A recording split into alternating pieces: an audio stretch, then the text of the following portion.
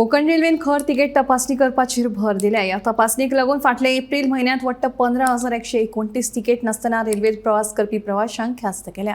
कोंकण रेल्वेन आतां मेरेन ह्या दंडांतल्यान सगळ्यांत चड म्हणजे सुमार 2.69 कोटी रुपया वसूल केल्यात. रेल्वे प्रवाशांनी योग्य आनी वैध तिकेट घेवन प्रवास करचो अशें आवाहन कोंकण रेल्वेन केलां. Konkan Railway has been continuously conducting intensive ticket checking drives in the trains as well as all of its stations. So as a result of this, in the April 2024, total 15,129 irregular travelers, unauthorized passengers were detected, and a penalty of rupees 2.69 crores was collected from that. This is the highest ever fine collected from unauthorized illegal travelers over Konkan Railway. Konkan Railway urges the passenger to travel with proper valid journey tickets, or if at all they are visiting station, they should buy a proper platform ticket.